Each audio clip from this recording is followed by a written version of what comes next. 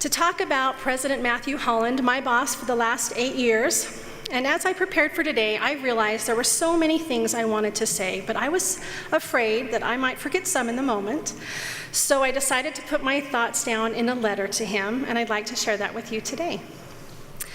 Dear President Holland, you have always been a teacher at heart, and I have watched and learned so much from you over the years. So many great lessons will remain with us after you go that it's hard to decide where to begin. There are so many things to thank you for. Thank you for your presidential appearance at all times. Your professionalism has been unmatched.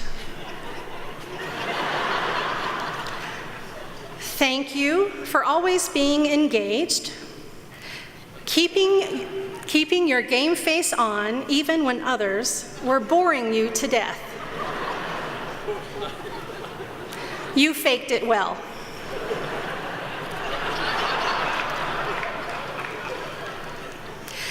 Thank you for not being distracted by slightly melodramatic employees, at least until they let you in on the joke. Thank you for being such a passionate public speaker and for letting us know when we needed to laugh at your jokes. Thank you for being so articulate in every situation. Somehow I need that, and he's good at it to get me going. Otherwise I look like a dead fish on screen, so I'll put on beads if you want. So.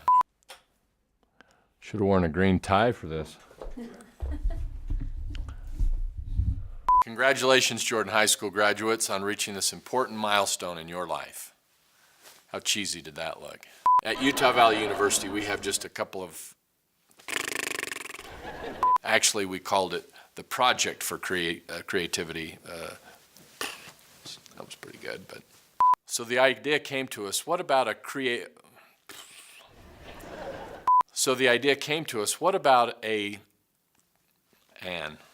that's my problem. So the idea came to us, what about an, download Duo today and lock your download login doc down. Which is why we protect online accounts at UVU using strong authentication and race cars driving by.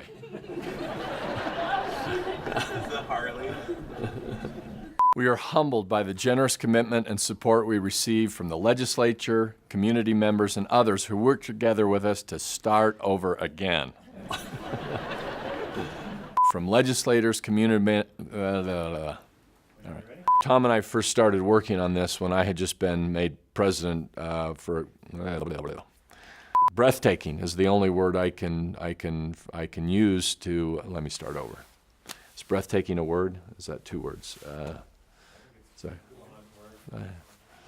It's a compound word. I'd like to explain that grammatically as part of this interview. For me, maybe the greatest aspect of this artwork and this project is that it will be an ultimate engaged learning something. I don't know, I get paid to speak for a living. I'm not sure what to say. I absolutely love it. Why, thank you. I was looking for a little. Sound speed. Take 4, pick up.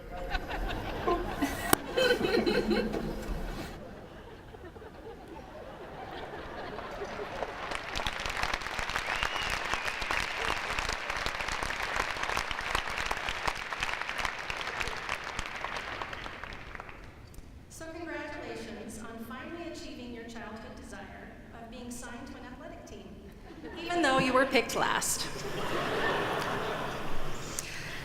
Thank you for taking away from the stress of finals by cheering up the students by dressing like a Scottish holiday clown, while distributing diabetes canes for a quick sugar rush to make it through the week.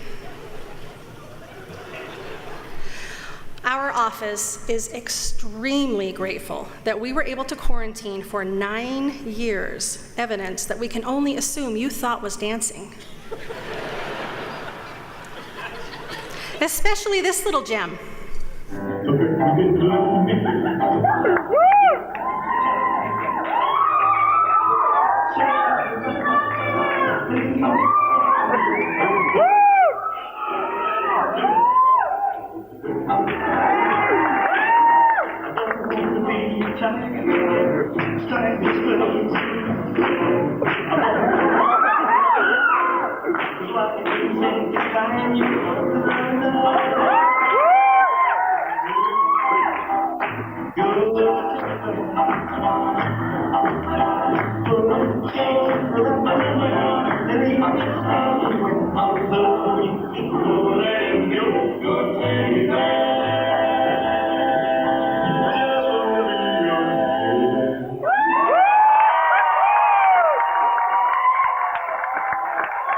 There are just no words.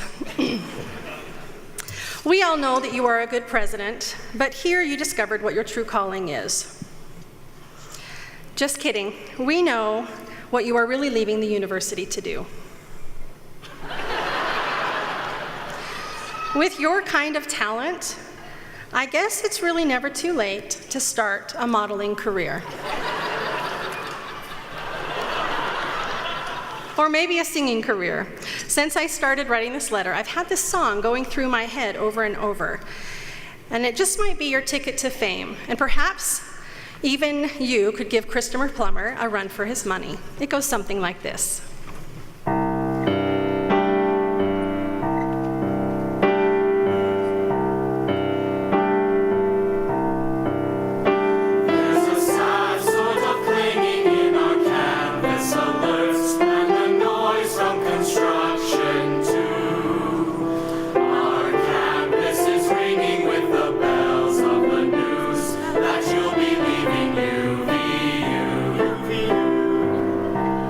UVU.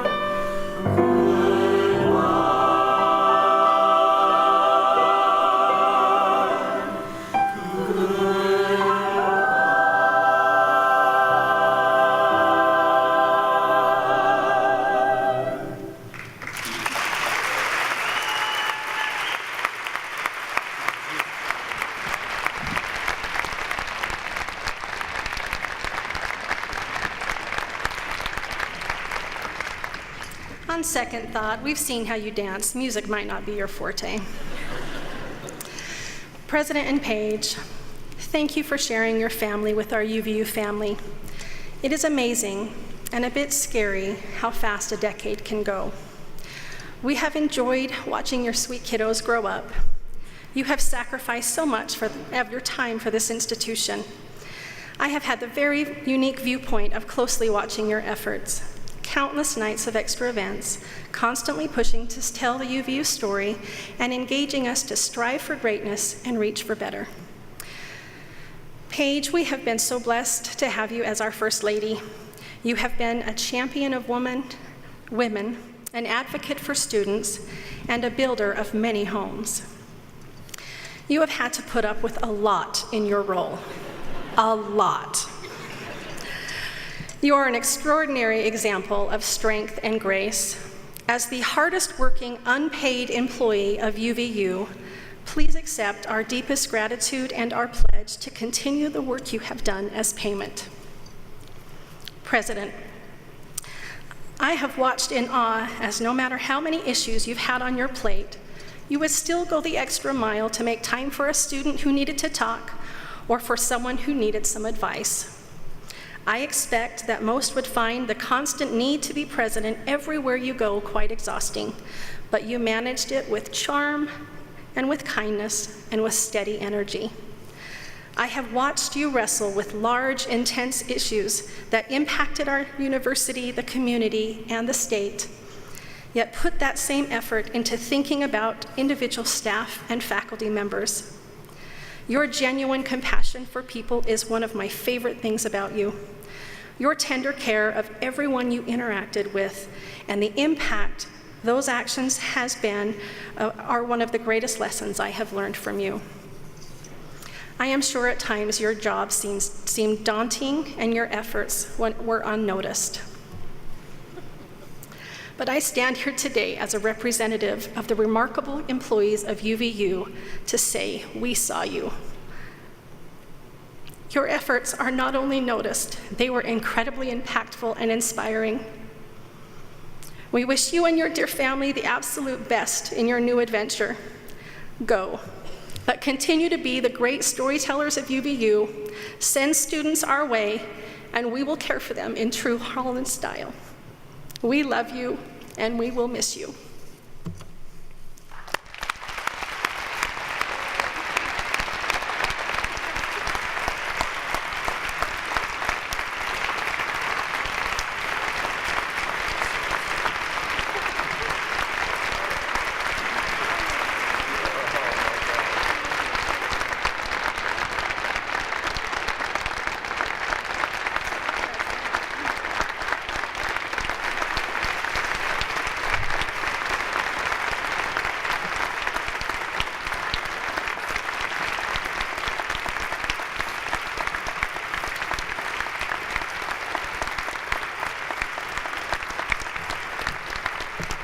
Before I turn this microphone back over to our dear president, I think it's very important that you know I have called both the commissioner's office and the regents, and they have revoked any authority to fire employees. Thank you.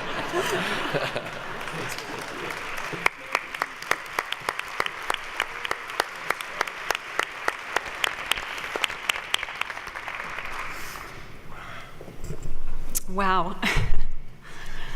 Thank you, Candace. I hardly know what to say, other than to just say thank you to all of you for letting us be part of the UVU family for the last 9 years. I can't believe it's been 9 years. It's gone so fast, but I guess time flies when you're having fun, right? I'll just be brief, but I was thinking, as you can imagine, we've been thinking a lot about the last 9 years lately, and we have so many special memories. And when we first came here, our youngest child was just 3 going on 4. Our oldest son, Jake, was 11. And I remember being a little bit nervous about what it might be like to raise a family on a campus, on a university campus. And as I look back at the experience that we've had raising our children here and making this campus our home, It's been beyond wonderful, truly greater than anything we could have imagined. And most of it's because of people like you that we've been able to interact with and work with and have as friends. And so I just want to tell you how grateful I am and how thankful to be associated with people like you who are such wonderful, hardworking, good people who've been so kind to us, so kind to our family. And just know that part of our hearts will always be here, that we'll always appreciate you, that we're so grateful, that we will always be Wolverines. We'll be wearing a lot of green in Raleigh, North Carolina. We've got, I think, more UVU swag than probably all of you put together. So Raleigh will know all about Utah Valley University. But we love you, we thank you, and this is not goodbye. I don't say goodbyes, I'm not good at goodbyes, so this is just a we'll see you later. Thank you.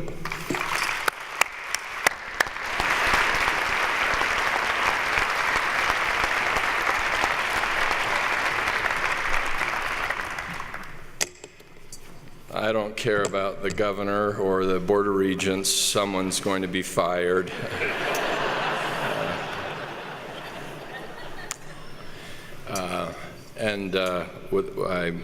With all due respect to Justin, I do not have an address, so be warned. We just wanted to say goodbye, or see you later, as Paige says. Wow. I guess I just want to finish up. The only thing that I thought could be worthwhile saying at a moment like this, not knowing what was coming exactly, but sensing something was up, was to maybe just share with you 9 things I've learned in the last 9 years. These are brief and it's informal. And by the way, I have pictures too. So,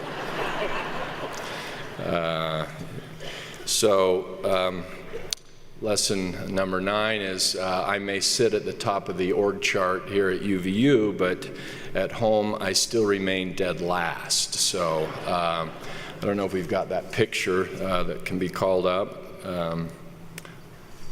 There we go.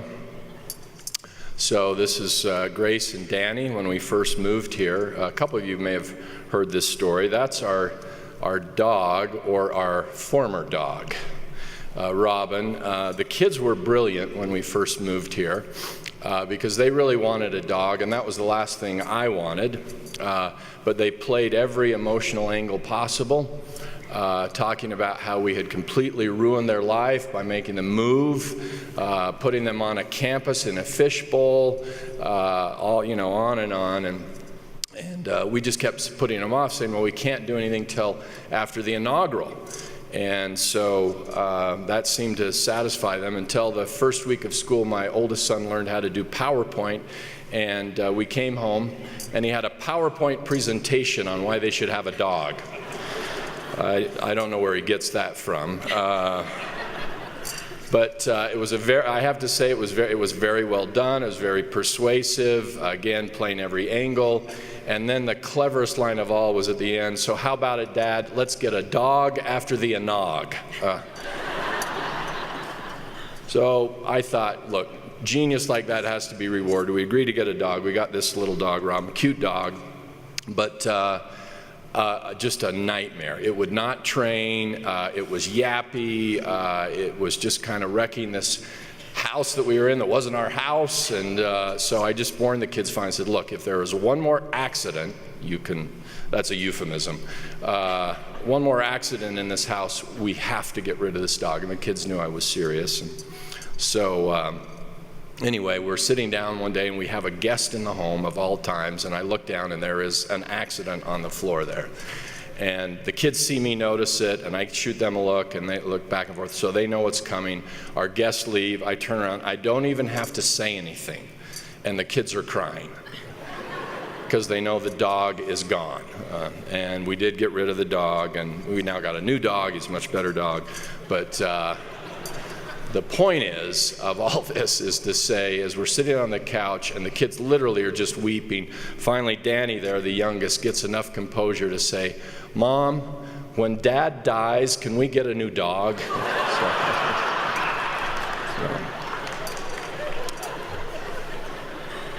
Lesson number 9, dead last at home. Lesson number 8, apparently not all toilet paper is 2-ply.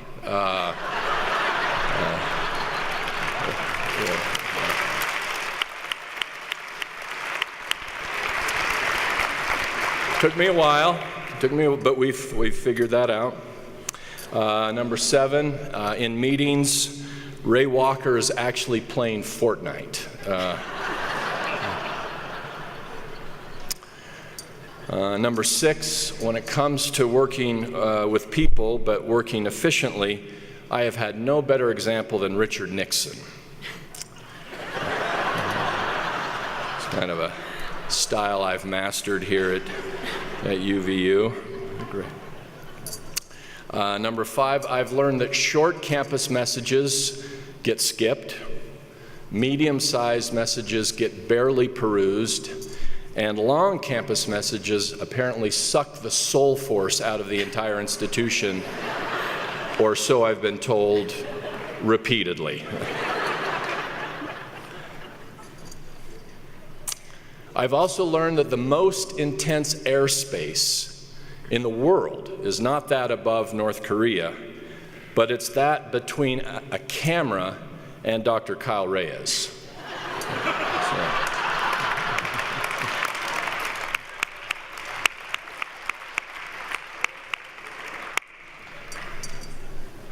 If we could remove that picture now, thank you.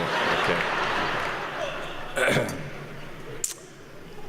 I've learned, number 3, when sending my sweetheart Paige a romantic note by text, it's generally a good idea to send it to her and not Linda Macon.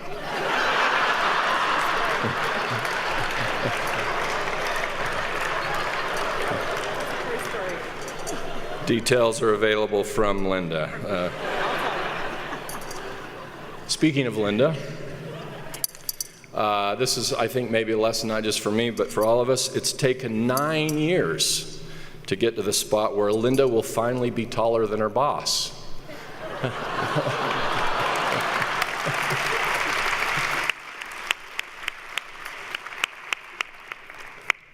And then, finally, for lesson 9.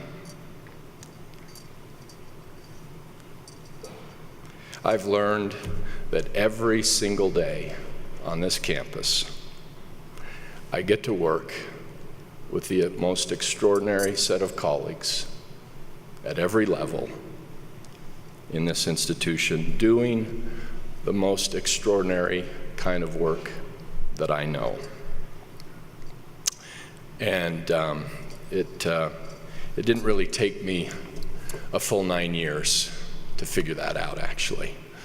It's actually why I came. I think some of you have heard me tell this story before about my path to UVU. I grew up in this valley, but I did not know this institution. And when it was first proposed to me, it was something I sort of dismissed. It had kind of grown up right here underneath my nose, so to speak. Now, fortunately, I married this woman. And when I was sort of quick to dismiss it, thinking it's not my thing, I wasn't on an administrative path, I was at a different institution and a different kind of institution doing a very different kind of set of work in many ways,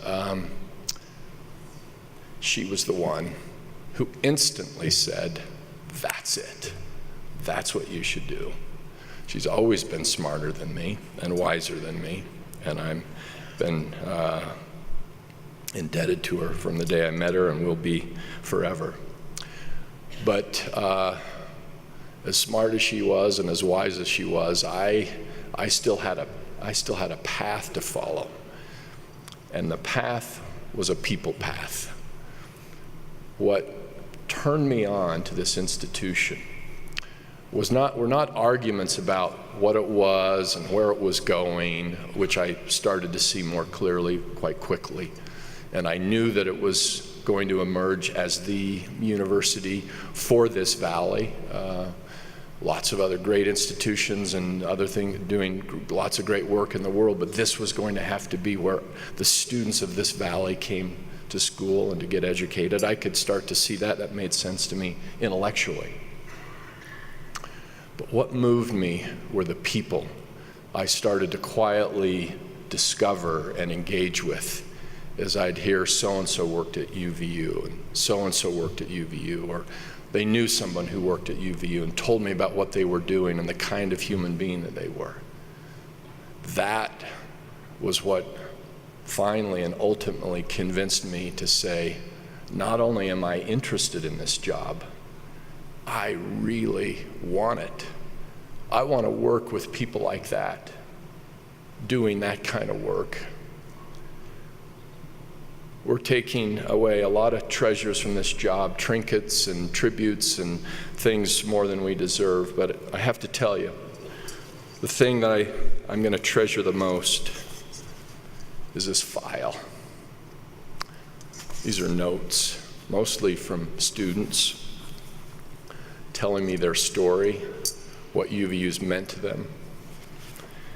And the first one came from a student who's an employee, one of the first that I met, Luke Peterson.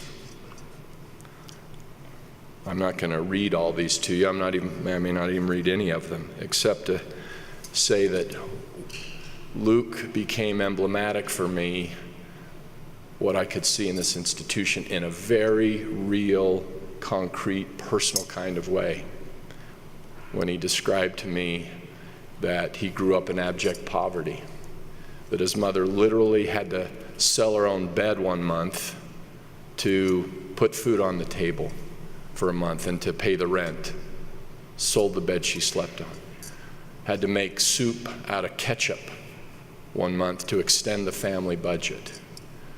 That's where he came from, but he came to this institution, he got embraced by faculty, he got turned on by ideas, and ended up at Harvard, and then has come back here to Utah Valley University.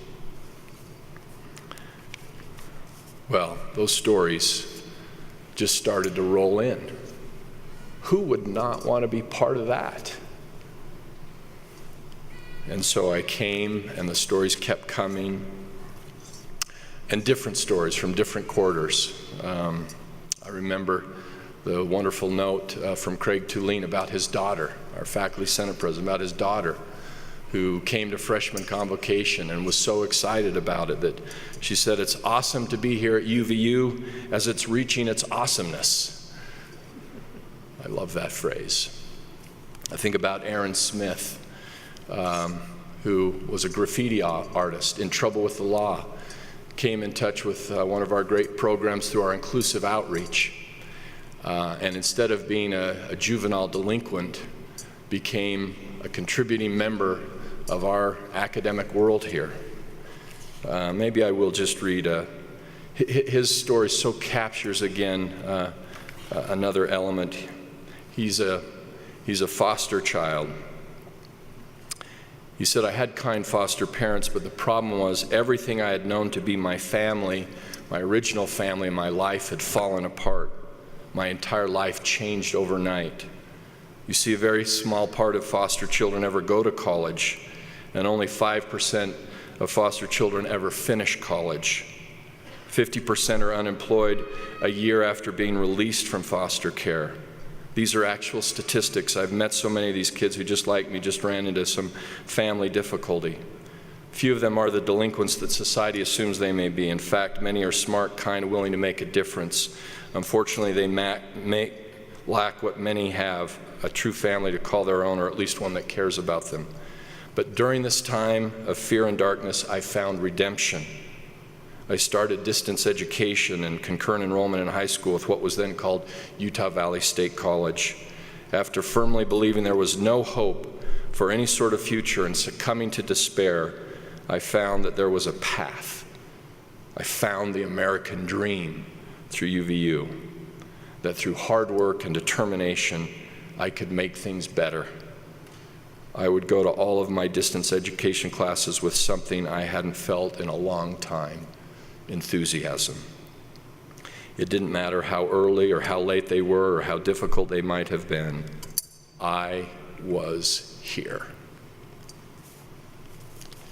Well, I got a story from another foster child just this week. I got a story from Jorgen Hansen, a very different kind of story. One of our whip-smart philosophy students who went off to be trained with an outstanding graduate education to come back here and be a faculty member. These are the stories that make UVU what it is, that drew me to this place 9 years ago and leave me feeling today more so than ever before that for 9 years I've had the best job in the state of Utah. To do what I get to do with these students, with all of you who lead the way, because you're the ones doing it. I'm not doing it. You're the ones in the classroom. You're the ones making this institution work. You're the ones that make it so that people want to invest in this and expand this and showcase it to the world. It's you who has made it happen. And it's been an absolute signal honor to be your colleague for these 9 years, side by side with this dear woman. We will never forget this place.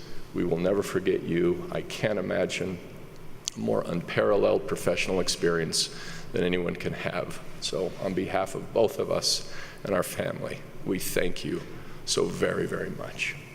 Thank you.